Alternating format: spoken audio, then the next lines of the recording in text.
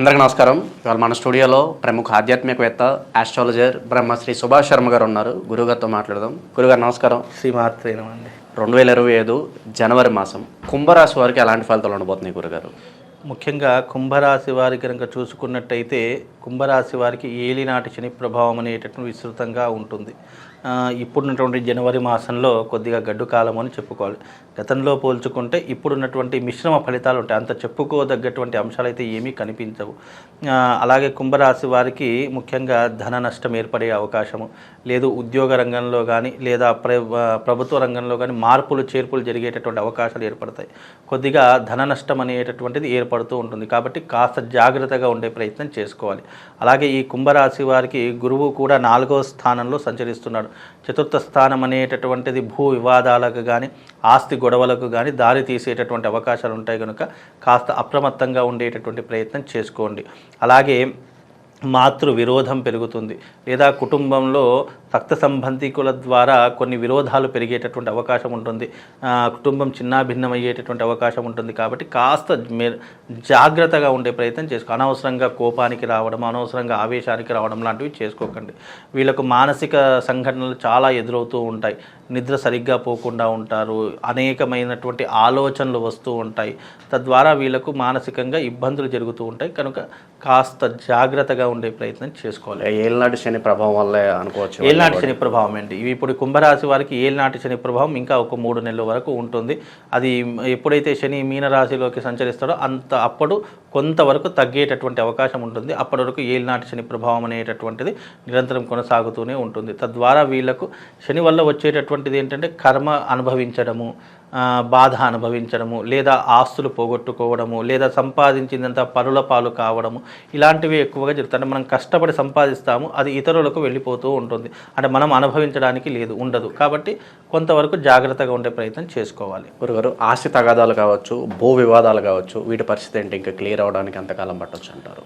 ముఖ్యంగా ఆస్తి తగాదాలు, భూ వివాదాలు ఏదైనా ఉంటే గనక, కోర్టు కేసులు ఏవైనా ఉంటే గనక అవి ఇంకా ప్రొలాంగ్ అయ్యేటటువంటి అవకాశం ఉంటుంది. ఎప్పటి వరకు 2025 ఆగస్టు వరకు ప్రొలాంగ్ అవుతుంది. ఆగస్టు తర్వాత కొంతవరకు మెరుగయ్యేటటువంటి అవకాశం కుంభరాశి వారి యొక్క జాతకంలో ఏర్పడుతుంది. కాబట్టి విరోధాలు పెంచుకోకుండా అనవసరంగా వాగ్వివాదం అంటే మాటలు వదిలేయడం కానీ, లేదు నీలాపనిందలు వేయడం కానీ ఇలాంటివి చేసుకోకండి. కుంభరాశి వారు వీలైనంత వరకు ఎంత సైలెంట్గా ఉంటే వాళ్ళ జీవితం అంత బ్రైట్గా ఉంటుంది. లేదు అనవసరంగా నువ్వెంత నేనెంత అని అనుకున్నామనుకోండి, ఉన్న జీవితాన్ని కూడా నాశనం చేసుకునేటువంటి పరిస్థితులు ఏర్పడతాయి. కుంభరాశి వారు కాస్త నెమ్మదిగా ఉండండి. ఎందుకంటే మన జాతకం బాగా లేకపోతే ఏమవుతుంది అంటే ఎదుటివారు ఏం చేసినా కూడా అవన్నీ కూడా మన నెత్తి మీద వచ్చి పడతాయి. కనుక వీలైనంత వరకు అలాంటి వాటికి చాలా దూరంగా ఉండాలి. ఏది జరిగినా మన మంచికే అనుకొని మనం వీలైనంత వరకు మన పని మనం చేసుకుంటూ మన దారిన మనం వెళ్ళిపోతే చాలా బాగుంటుంది. మనకంటూ ఒక టైం వస్తుంది. అది టైం ఎప్పుడు వస్తుంది? 2025 ఆగస్టులో మనకు ఒక టైం వస్తుంది. ఆ టైం వచ్చినప్పుడు మనం ఏంటో నిరూపించుకుంటామండి. ఆర్థిక పరిస్థితి ఎలా ఉండబోతుంది గురుగారు? కొంత అప్పులతో బాధపడుతూ ఉంటారు కదా కొంతమంది. ఆర్థిక పరిస్థితి ఒక బ్యాలెన్స్గా వెళ్ళిపోతుంది. అంత హై అని చెప్పుకోలేం, లో అని చెప్పుకోలేం. తినడానికి, ఉండడానికి, వెళ్ళడానికి కొంతవరకు బాగానే ఉంటుంది. అంత హై అని చెప్పుకోలేం. అప్పుడప్పుడు డబ్బు కొరత అనేటటువంటిది ఏర్పడుతుంది. దాని ద్వారా చిన్న అప్పులు చేసుకో చెప్పదు. పెద్ద అప్పులు కాకుండా చిన్న అప్పులు మాత్రం అవసరానికి అప్పులు చేస్తూ ఉంటారు. అవి మళ్ళీ ఎలాగో అలాగా తీర్చేస్తుంటారు. అందులో ఏ సందేహం లేదు. కాబట్టి ఒక మోస్తాదుగా ధన విషయంలో కానీ అప్పుల విషయంలో కానీ ఒక విధంగా నడుస్తూ ఉంటుందండి. నిరుద్యోగులు, విద్యార్థులు జాబ్ లేక ఇబ్బంది పడుతూ ఉంటారు. లేదంటే విద్యార్థులు కొన్ని వాళ్ళకి కష్టాలు ఉంటాయి. మరి వాళ్ళకి ఏం చెప్తారు గురుగారు? విద్యార్థులు కొంతవరకు కష్టపడేటటువంటి అవకాశమే ఉంటుంది తప్ప, ఎందుకంటే ఏలినాటి శని ప్రభావంలో కష్టపడేటటువంటి యోగం ఉంటుంది. ఉద్యోగస్తులకు ఉద్యోగం లేనటువంటి వారు ఎవరైతే ఉద్యోగ ప్రయత్నాలు చేస్తారో ఉద్యోగాలు మాత్రం తప్పకుండా వచ్చేటటువంటి అవకాశం ఉంటుంది. ఎందుకంటే ఉద్యోగం కానీ వివాహం కానీ శని దశలోనే ఎక్కువగా నడుస్తుంది. కాబట్టి వివాహం కానటువంటి వారికి కానీ ఉద్యోగం లేనటువంటి వారికి కానీ ఉద్యోగ అవకాశాలు దొరుకుతాయి. అలాగే వివాహం కానటువంటి వారికి కూడా వివాహ యోగం అయ్యేటటువంటి అవకాశం కూడా ఈ సంక్రాంతి తర్వాత వాళ్ళ జీవితంలో ఏర్పడుతుందండి. వైవాహిక జీవితం ఎలా ఉండబోతుంది గురుగారు? అలాగే కొన్ని సంతాన సమస్యలతో కొంతమంది బాధపడుతూ ఉంటారు. అటువంటి వారి పరిస్థితి ఎలా ఉండబోతుంది? ముఖ్యంగా సంతాన సమస్యలతో బాధపడుతున్నటువంటి వారికి ముందుగా డాక్టర్ చెకప్ చేసుకోవాలి. ఏ ప్రాబ్లం లేదు అంటే దైవిక పరంగా ఏ రకమైనటువంటి పరిహారాలు చేసుకోవాలో ఆ రకంగా చేసుకోవాలి. ఎప్పుడైనా ఒకటి గుర్తుపెట్టుకోండి, మనము ఆరోగ్యం కానీ సంతానం కానీ లేదు ఏదైనా హెల్త్ రిలేటెడ్ ప్రాబ్లమ్స్ ఉన్నాయంటే మొట్టమొదటిగా మనం చేయవలసింది ఏంటంటే డాక్టర్ని సంప్రదించడం. వైద్యపరంగా మనకి ఎలాంటి ప్రాబ్లమ్స్ లేవు, అన్ని రిపోర్ట్స్ నార్మల్గా ఉన్నాయి అని అనుకున్నప్పుడు మనకి ఏదో ఆకస్మిక శక్తి మనల్ని ఆపుతుంది అన్నప్పుడు అప్పుడు దైవికాన్ని మనం అర్థించాలి తప్ప చాలా మట్టుకు ఏం చేస్తారంటే ఏదో ఆరోగ్య ప్రాబ్లం ఉంచుకుంటారు, ఏదో రకమైన సమస్యలు ఉంచుకుంటారు, జ్యోతిష్కుని సంప్రదించి జ్యోతిష్కుడు ఆరోగ్యంలో నీకు సమస్యలు ఉన్నప్పుడు జ్యోతిష్కుడు ఏం చేయడు, డాక్టరే చేస్తాడు. డాక్టర్ వృత్తి డాక్టర్కే తెలుసు, జ్యోతిష్యంలో ఉన్నటువంటి వాడికి జ్యోతిష్యమే తెలుస్తుంది. కాబట్టి మీరు అన్ని రిపోర్ట్స్ నార్మల్గా ఉన్నాయి, అయినా నాకు ఏదో తెలియనటువంటి లోటు కనిపిస్తుంది ఆరోగ్య విషయంలో కానీ ధన విషయంలో ఏ విషయంలోనైనా సరే, అప్పుడు జ్యోతిష్యపరంగా చూయించుకోవాలి తప్ప మనం ఆరోగ్యంగా లేనప్పుడు లేదా ఆరోగ్యంగా ఉండి కూడా మనం జ్యోతిష్కుని సంప్రదించకూడదని శాస్త్రవచనం, మనం చెప్పింది కాదు, శాస్త్రవచనము అని చెప్పుకోవచ్చండి. ఎక్కువగా కుంభరాశి వాళ్ళు కామెంట్స్లో అడుగుతూ ఉంటారు, గురుగారు రాజకీయ వాళ్ళకి అలాగే కళారంగంలో ఉన్న వాళ్ళకి ఎలా ఉంటుంది గురుగారు అని అడుగుతూ ఉంటారు. మరి ఈ మాసంలో ఏదన్నా ఇంప్రూవ్మెంట్స్, కొత్త అవకాశాలు రావడం కానీ ఏదన్నా కనబడుతుందా గురుగారు? ఈ ప్రస్తుత కాలంలో అయితే ఈ జనవరి మాసంలో అయితే కొత్త అవకాశాలు అయితే ఏమీ కనిపించడం లేదు. రాజకీయ నాయకులకు మాత్రం నీలాపనిందలు జరిగేటటువంటి అవకాశం, రాజకీయంలో పెను మార్పులు వచ్చేటటువంటి అవకాశము, అలాగే నీలాపనిందలు అనుభవించేటటువంటి అవకాశం, చెయ్యనటువంటి తప్పుకి అనవసరంగా శిక్షణ అనుభవించేలా చేసేటటువంటి అవకాశం మాత్రం ఇప్పుడు ఈ ప్రస్తుత కాలంలో ఉంది. కాబట్టి కాస్త జాగ్రత్తగా ఉండే ప్రయత్నం చేసుకోండి. కుంభరాశి వాళ్ళు ఇప్పుడు ఈ జనవరిలో ఆర్ద్ర నక్షత్రం వస్తుంది. ఆ ఆర్ద్ర నక్షత్రం వచ్చినప్పుడు శివపార్వతుల కళ్యాణం జరుగుతుంది. ఆ శివపార్వతుల కళ్యాణంలో వచ్చి పాల్గొనండి.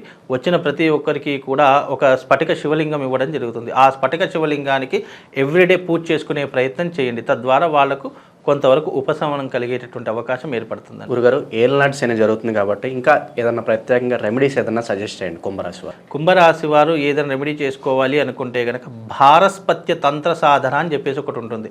ఆ భారస్పత్య తంత్ర సాధన అనేటటువంటి చేసుకోవడం ద్వారా వీళ్ళొక జీవితంలో ఉపశమనం కలుగుతుంది.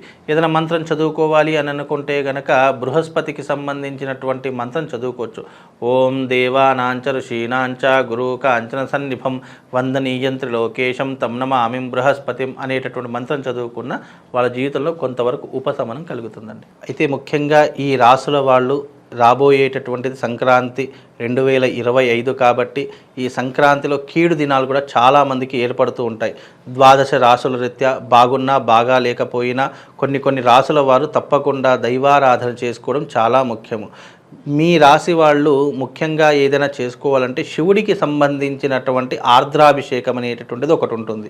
లేదు అని అనుకుంటే గనక ఈ రాశి వాళ్ళు ముఖ్యంగా తప్పకుండా శివశక్తి లింగం అనేటటువంటిది ఒకటి ఉంటుంది.